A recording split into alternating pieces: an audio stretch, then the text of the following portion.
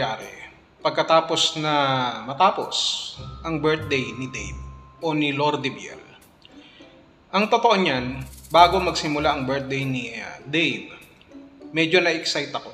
Kasi talagang naman sabi nila may mga pasabog daw talaga eh. So ako naman, nag-aabang talaga ako ng pasabog na para bang paghihintay sa bagong taon. Pagpapalit ng bagong taon na kagaya ng sinasabi nilang pagpapalit ng pagkatao ni Lordy Biel o ni Dave.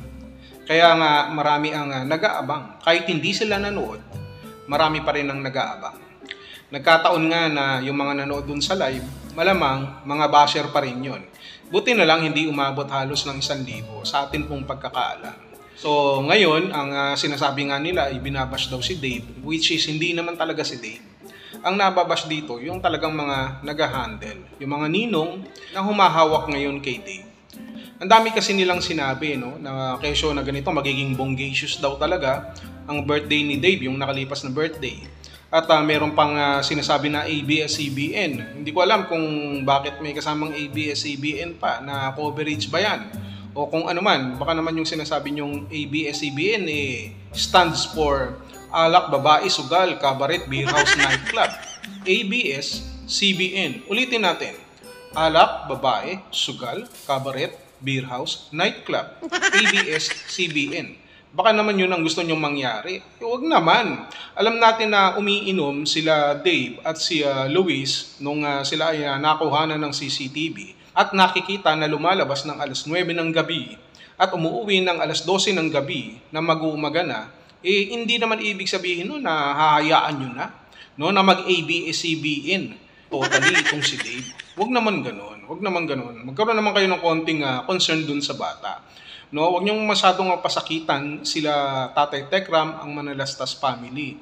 Na kung kayo ay may galit, wag niyo naman gamitin yung bata. No, wag niyong gamitin, wag niyong sirain yung kinabukasan niya. May galit kayo dun sa tao, kausapin niyo ng maayos. Kausapin niyo sila Tatay Tekram. At ito nga, speaking of pakikipag-usap, nalaman nga natin na nakapag-usap na rin sila Nanay Apple, sila Tatay Tekram, ang Manalastas. So hopefully, ito ay maging daan para sa tinatawag po nating closure. Kahit hindi na makabalik si Dave sapagkat mukhang may hirapan na si Dave, makabalik din naman. Kahit sabihin pa natin na may chances siyang makabalik at gustuhin man nila Tatay Tekram, pero yung mga na-disappoint, no, na wala ng gana ng mga sponsor ay hindi po natin mapipigilan. At sa oras na kunin uli siya nila Tatay Tekram, baka hindi na rin ganoon kainit ang pagtanggap sa kanya at baka hindi na rin siya suportahan. Kaya nga napapanood natin, may mga lumalabas na balita na konti na lang daw ang mga sponsor ni Dave. So ito yung kinakatakot po natin na kapag sa oras no, na magsawa-sawa sila lahat dyan, baka bitawan na lang nila si Dave. So kawawa naman yung bata.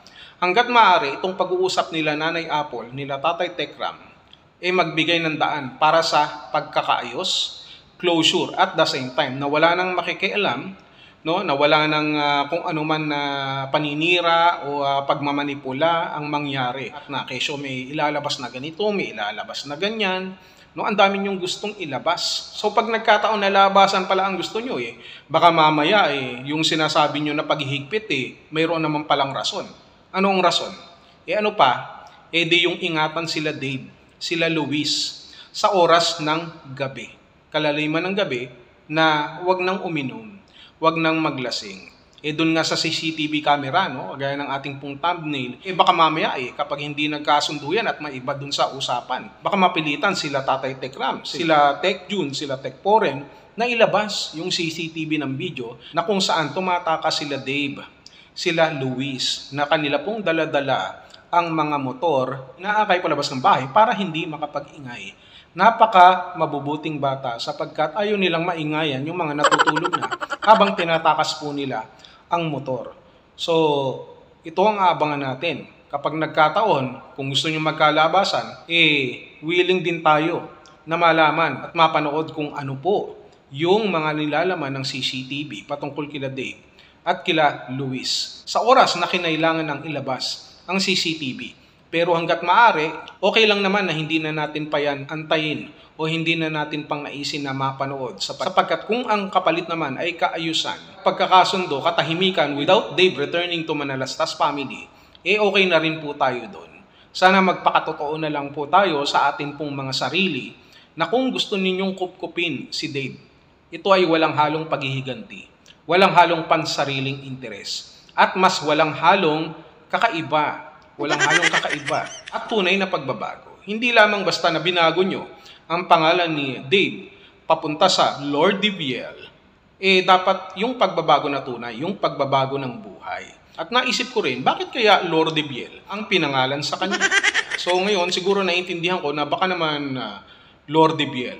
At ang kanyang mga ninong naman ay mga Jezebel. So magkatunog ang mga ninong na Jezebel at si Lord DBL. Pwede naman.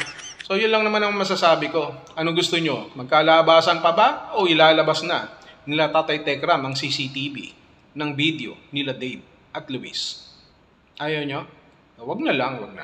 Tahimik na lang tayo. Tsaka, wag na kayo magdemanda. Wala naman kami pampiyansa. Kawawa naman kami. Pero nag-ready na rin ako kanina na magbalot-balot kung ano pwede kumadala.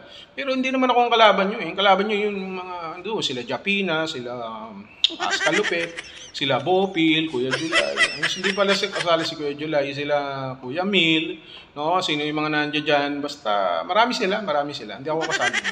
Okay? So, okay lang yan. Maayos din yan. Chill.